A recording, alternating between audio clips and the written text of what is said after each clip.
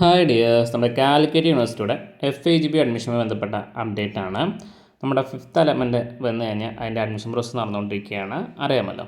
അപ്പോൾ 11-ാം തീയതി 5 PM വരെ അതിന് അഡ്മിഷനുള്ള ടൈമുള്ള വിദ്യാർത്ഥി ശ്രദ്ധിക്കേണ്ട ഒരു കാര്യം എന്ന് പറയുമ്പോൾ, നിങ്ങൾക്ക് ആദ്യമായിട്ടൊരു കോളേജ് ലഭിച്ചിട്ടുണ്ട്, നിങ്ങൾക്ക് അവിടെ പോകാൻ ഇഷ്ടമില്ലെങ്കിൽ ഒന്ന് അഡ്മിഷൻ എടുത്ത് വയ്ക്കുക. എന്നാൽ മാത്രമാണ് പിന്നീട് വരുന്നുള്ള റാങ്ക് ലിസ്റ്റ് നിങ്ങൾ പരിഗണിക്കുകയുള്ളൂ. ഓക്കെ, അപ്പോൾ നിങ്ങളൊന്ന് അഡ്മിഷൻ എടുത്ത് വെച്ചിരിക്കുക. പിന്നെ അടുത്ത് ഒരാൾ ഇനി വരുന്ന അഡ്മിഷൻ പ്രോസസ്സ് എങ്ങനെയെന്നാണ്. അതായത് 14-ാം തീയതി എയ്ഡഡ് കോളേജിലേക്കും അതുപോലെ തന്നെ സെൽഫ് ഫിനാൻസ് കോളേജിലേക്കെല്ലാം റാങ്ക് ലിസ്റ്റ് പബ്ലിഷ് ചെയ്യും. അത് നമുക്ക് അവിടെ പോയിട്ട് അഡ്മിഷൻ എടുക്കാവുന്നതാണ് അവർ വിളിക്കുന്നതനുസരിച്ചിട്ട്. അതായത് ഇപ്പോൾ അവിടെ ഒരു സീറ്റ് വേക്കൻസി ഉള്ളൂ. അപ്പോൾ ആദ്യത്തെ കുട്ടി വിജയിച്ച കുട്ടിക്ക് വരാൻ താല്പര്യമില്ലെങ്കിൽ അടുത്ത കുട്ടിയെ വിളിക്കുന്നതായിരിക്കും.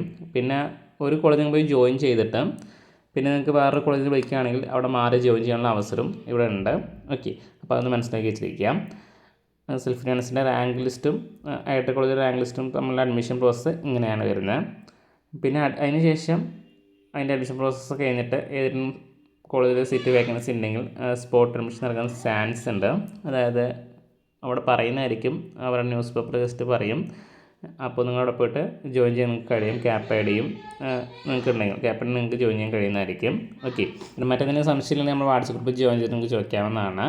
ഓക്കെ, അപ്പോൾ നമ്മുടെ ചാനൽ സപ്പോർട്ട് ചെയ്യുക. കാലിക്കറ്റ് യൂണിവേഴ്സിറ്റി ചില പ്രോഗ്രാമിൻ്റെ ക്ലാസ് നമ്മൾ പ്രൊവൈഡ് ചെയ്യുന്നതായിരിക്കും. Thank you for watching.